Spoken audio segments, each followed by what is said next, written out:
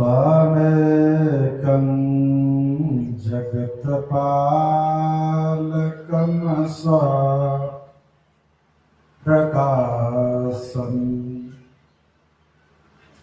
त्वमेकं जगत्कर्त्रे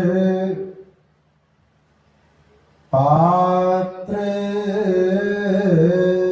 प्रहर्त्रे त्वमेकं परं निश्चलं निर्विकल्पम्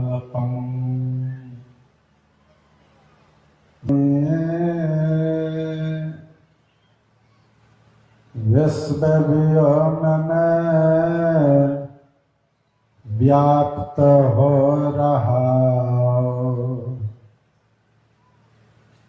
जो त्रिकाल का है स्वामी निर्विकार आनंद कंद है जो कैवल्य रूप सुख धाम उस महान जगदीश्वर को है अर्पित मेरा नम्र प्रणाम। उस महान जगदीश्वर को है अर्पित मेरा नम्र। सिंहासन पर सुशोभित 20वीं सदी के महान संत सदगुरु भगवान अनंत श्री विभूषित परमाराध्य के त्रैलोक पाद पद्मों में एवं पूज्य पाद गुरुदेव के पावन श्री चरणों में अनंत बार नमन। मंचस्थ तीर्थों को पदवज्जन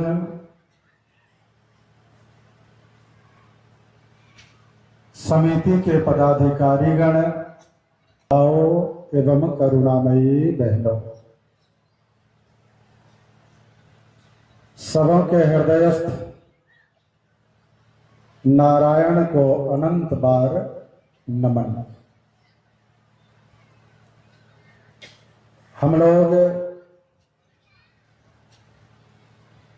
झारखंड प्रांतीय संतमत सत्संग के दूसरे दिन प्रथम पाली सत्संग में यत्र तत्र से एकत्र होकर बहुत देर से और अनेक वक्ताओं से के द्वारा पाठ करवाते थे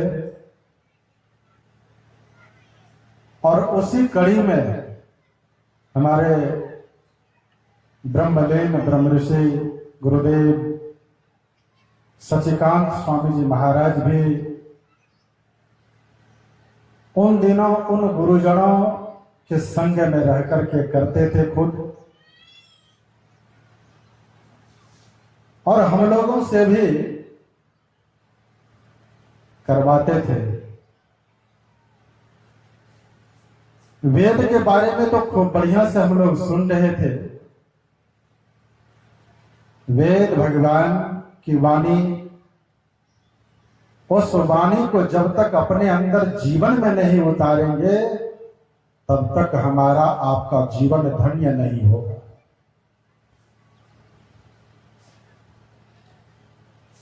धर्म के लक्षण 10 लक्षण हैं। उन लक्षणों को हमारे गुरु भाई शिवानंद ब्रह्मचारी जी महाराज सुना रहे थे। उससे पहले स्वामी गुरुमानंद जी महाराज से भी सुने, स्वामी राजनाथ जी महाराज से भी सुने हम लोग। बारी बारी से सबसे सुन रहे हैं और यही तो संत मत सत्संग का मूल उद्देश्य है। सभी में सबका धर्म है। धर्म से ही धर्म का जो लक्षण है, उस लक्षण को जो धारण करते हैं वही धर्मात्मा कहलाते हैं। उस धर्म के लक्षणों को जो धारण कर लेते हैं वही महात्मा कहलाते हैं, वही पुण्यात्मा कहलाते हैं। इस धर्म के लक्षणों को धारण करने वाले कौन होंगे सज्जनों? धर्म के लक्षण को धारण करने वाले, सुन रहे थे, कोई पशु पक्षी नहीं। इस धर्म के सभी लक्षणों को धारण करना पड़ेगा किसको? इस मनुष्य को, मानव को। जब तक अपने जीवन में संकल्प नहीं लेंगे, धर्म के लक्षणों को धारण करने का संकल्प नहीं लेंगे, तब तक हम लोग धर्मात्मा, महात्मा, पुण्यात्मा कुछ नहीं कहला सकेंगे। इसीलिए संतों ने बड़ा ही सुंदर कहा, संकल्प हो हमारा इंसान हम बनेंगे, संकल्प हो हमारा इंसान हम बनेंगे। इंसान बन गए तो भगवान भी बनेंगे, इंसान बन गए तो। ये धर्म के जो लक्षण है, इन लक्षणों को जब धारण कर लेंगे तो हम भगवान बन जाएंगे सज्जनों। आज ईश्वर का ज्ञान, ईश्वर की पूजा पाठ, अर्चन वंदन सब कुछ करते हैं मानव। ईश्वर है कहाँ, किस रूप में ईश्वर को भजते हैं लोग, और कहाँ ईश्वर को बिठा करके रखते हैं, इनको समझने की आवश्यकता है। हमारे वैदिक सनातन धर्मावलंबी लोग मंदिर में ईश्वर को जानते हैं कि मंदिर में ईश्वर है, भगवान है। हमारे इस्लाम धर्म के मानने वाले वे मानते हैं कि मस्जिद में अल्लाह है। जब मंदिर में प्रवेश करते हैं तो पवित्रता के साथ प्रवेश करते हैं। वैदिक सनातन धर्मावलंबी लोग जब मंदिर में प्रवेश करते हैं तो बड़ी पवित्रता के साथ प्रवेश करते हैं।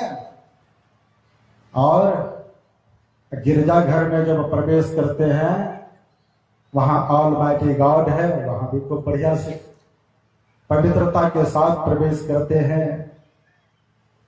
लेकिन वो ईश्वर सिर्फ मंदिर में ही नहीं है। मंदिर में जान करके उसमें पवित्रता के साथ पूजा पाठ, अर्चन बंदन सब कुछ करते हैं। लेकिन जब मंदिर से निकलते हैं तो फिर अपनी दुनिया, काटो, मारो, जलाओ, सब कुकर्म करना शुरू कर देते हैं, क्योंकि उसके दिल दिमाग में है मंदिर में भगवान है, मंदिर में ईश्वर है, मस्जिद में अल्लाह है, गिरजाघर में ऑलमाइटी गॉड, वे सब हैं, बाहर में नहीं है। लेकिन संत मत सत्संग में जब हम आते हैं तो मंदिर में तो है ही, साथ साथ बाहर भी है, बाहर के साथ साथ हमारे आपके अंदर भी है। इसलिए हमारे परमाराध्य जी कहते हैं कि कहीं मत खोजो, पहले अपने पास में खोजो। निज तन में खोज सज्जन, बाहर ना खोजना। अपने ही घट में हरि है, अपने में खोजना। तो अपने में खोज कर कब कर पाएंगे? तो जब तक धर्म के लक्षणों को नहीं जानेंगे। चोर का जो लक्षण है, उस लक्षण को हम लोग उनको देख करके, उनके लक्षण को देख करके हम लोग पकड़ लेते हैं ये चोर है। क्योंकि चोर का भी लक्षण होता है और इंसान का भी लक्षण होता है, बेईमान का भी एक लक्षण होता है। तो इंसान का लक्षण कौन सा लक्षण है? तो सत्य, अस्तेय, चोरी, अहिंसा इत्यादि इत्यादि जो सुन रहे थे हम लोग, बारंबार एक ही बात को कहना ठीक बात नहीं।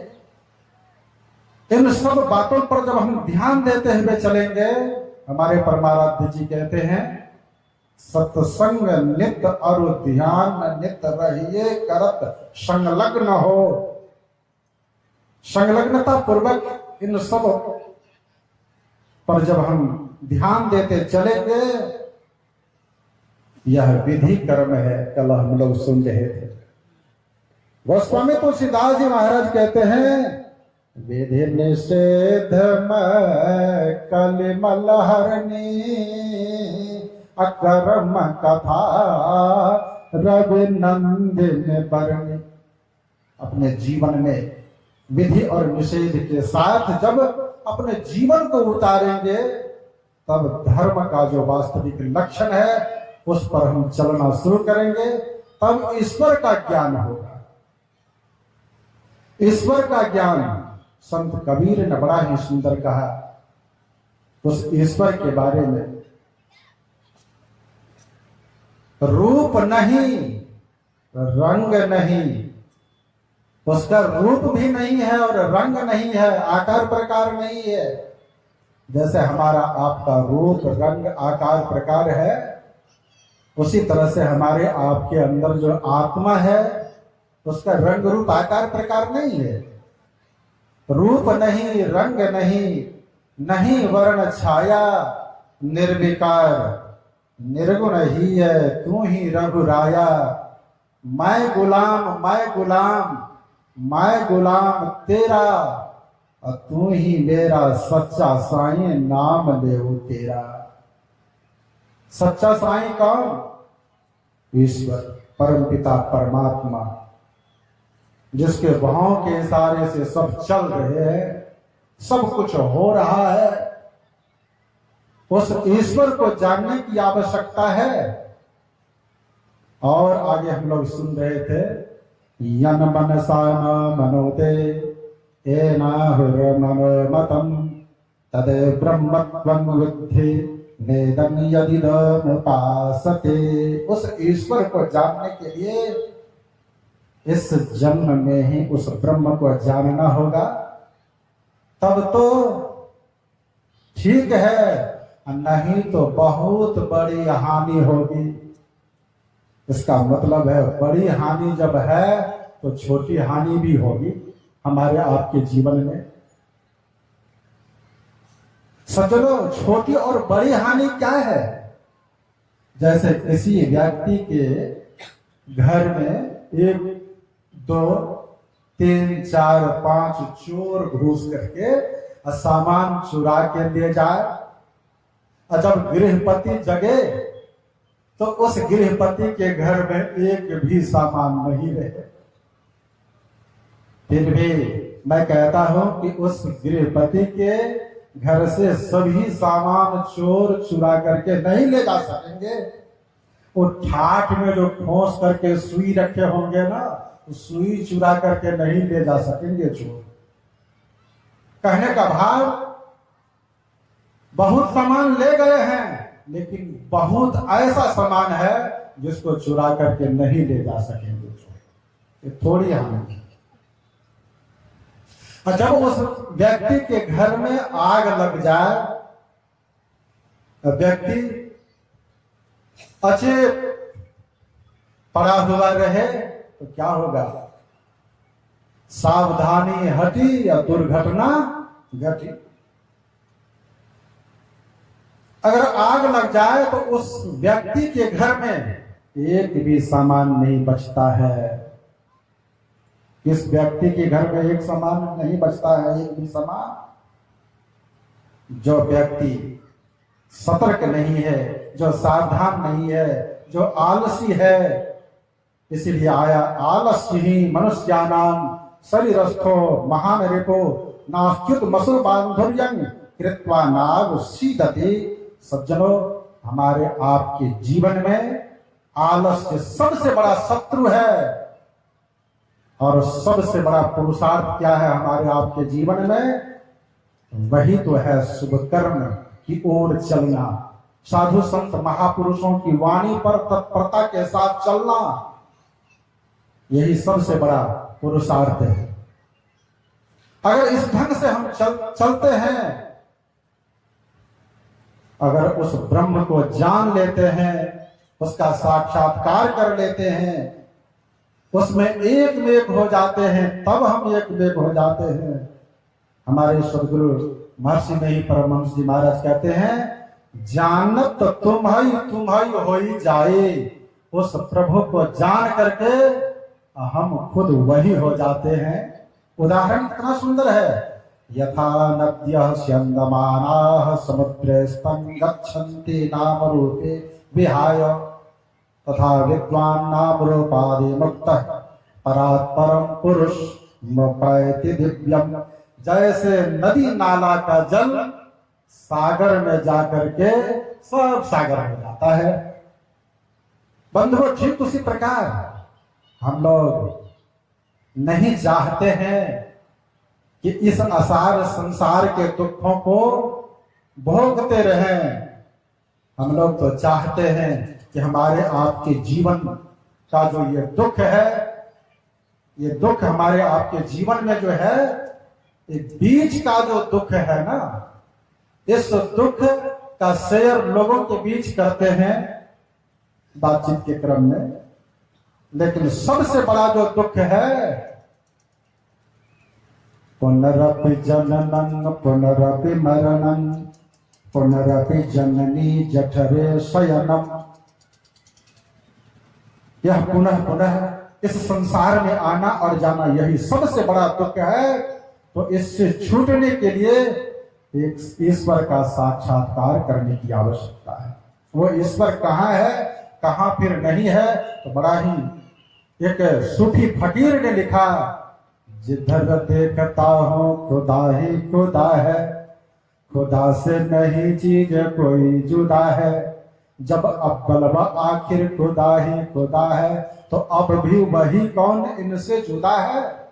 सज्जनों, कहने के लिए तो हम आप कहते हैं, सुनने वाले भी सुन लेते हैं, लेकिन अपने अंदर में खोज नहीं कर पाते हैं, क्योंकि अपने अंदर के बारे में विश्वास ही नहीं हो रहा है। जब तक अपने अंदर के बारे में विश्वास नहीं होगा कि वो ईश्वर परमपिता परमात्मा हमारे आपके अंदर में है, तो उसको पाने का स्थान क्या है, तो उसी को कहते हैं गुरु जी जो बतलाते हैं आज्ञा चक्र, उसी को बक भौरा, उसी को ब्रह्मरंध्र कहते हैं। प्रथम है धारो गुरु को ध्यान, हो श्रुति निर्मल हो बिंदु ज्ञान, हो श्रुति निर्मल हो बिंदु ज्ञान, हो श्रुति निर्मल हो बिंदु ज्ञान। प्रथम ही धारो गुरु को ध्यान, हो श्रुति निर्मल हो बिंदु ज्ञान। दो नैना बिच सन्मुख देख, एक बिंदु मिले दृष्टि दो रेख। सन्मुख झलके तिल तारा, निरख सुरत तस में द्वारा। ज्योति मंडल में अचरज ज्योत, शब्द मंडल अनहद शब्द होत। अनहद में धुन सतलौला, भव जल तरिबो यही उपाय। में ही युक्ति सरल साची, लहे जो गुरु सेवा राची। प्रथम ही धारो गुरु को ध्यान, हो श्रुति निर्मल हो बिंदु ज्ञान। में ही युक्ति सरल साची, लहे जो गुरु सेवा राची। सज्जनों, लहता है किसको? जो गुरु सेवा में रचे फचे होते हैं, अर्थात गुरु की आज्ञा में। बड़ा ही सुंदर में आया, सेवा करे भक्ति करे करिया जतन, प्रणमय गुरु पदे ज्ञान आहरण। तत्व ज्ञानी तत्व दर्शन। सदैव तो उस ईश्वर का ज्ञान जब तक गुरु के ज्ञान को अपने अंदर धारण नहीं करेंगे, तब तक उस ईश्वर के बारे में नहीं जान पाएंगे। और जब जान जाएंगे तब फिर बाहर का भटकन हमारा सब समाप्त हो जाएगा।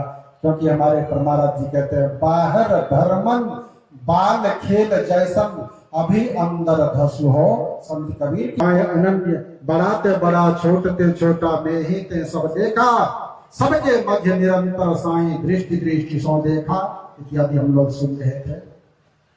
और हमारे परमाराज जी की वाणी में सुन रहे थे, प्रभु अकथ अनाम अनाम स्वामी गौगुण प्रकृति परे।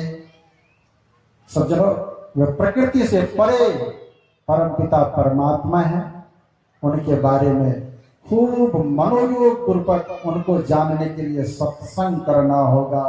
क्योंकि संत संगत बैठ जाकर श्रवण कीजिए ज्ञान रे, ब्रह्मानंद स्वरूप पूर्ण घट में अपने जान रे। सज्जनों, इन्हीं शब्दों के साथ आप लोगों की सेवा रहे।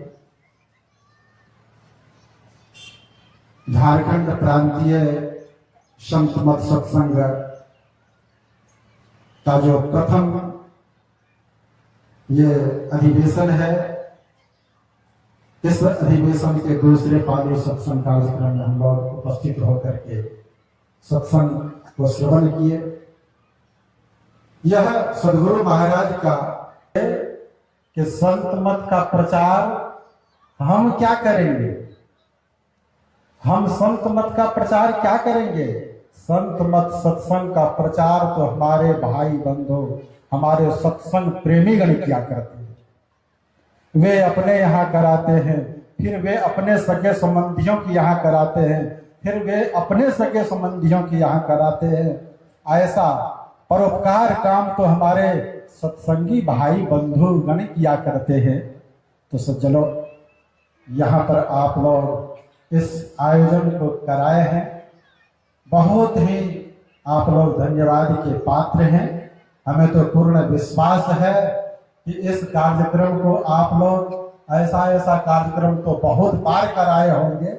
और आप लोगों की जो हौसला है, आप लोगों का जो दिल दिमाग है, आप लोगों की जो भावना है, हमको तो ऐसा हो रहा है कि इस कार्यक्रम को आप लोग बारंबार कराएंगे, क्योंकि सदगुरु महाराज का यह झंडा है, सदगुरु महाराज का यह ज्ञान है। तो इस ज्ञान का सम्मान हम आप लोगों की श्रद्धा भक्ति भावना को देख करके हृदय से मैं कर रहा हूं। यहाँ पर तो अभी श्रद्धालु समिति के लोग, श्रद्धालु की स्थायी समिति का गठन हो जाए और इसका समय भी सत्संग के बाद रखा गया है। आप तमाम सत्संग प्रेमियों से, श्रद्धालुओं से निवेदन है कि उस कार्यक्रम में भी भाग लेंगे तो बहुत बढ़िया होगा। सदगुरु महाराज का ज्ञान को फैलाना है और साधु संत महापुरुषों, आप तमाम भक्त जनों से ही यह संभव हो सकता है। तो इस कार्यकारिणी समिति की बैठक हो जाए। मौसम भी बहुत ही सुंदर रहा, नहीं तो हम लोगों को हो रहा था कि क्या होगा इस यहाँ पर गर्मी के दिनों में, गर्मी का दिन है, लोग तो बैठ नहीं पाएंगे ठीक ढंग से, लेकिन सदगुरु महाराज की बहुत बड़ी महती कृपा है। बस एक टाइम का सत्संग कार्यक्रम बचा हुआ है, अंत भला तो सब भला। तो उस अंतिम कार्यक्रम में भी आप लोग उपस्थित होकर के सत्संग से लाभ उठावे और पुण्य के भागी बने। इन्हीं शब्दों के साथ बोलिए प्रेम से श्री सद्गुरु महाराज की जय। श्री सद्गुरु महाराज की। सज्जनों महापुरुषों की वाणी में आया है, पैसा खूब कमाओ, कुछ दुआ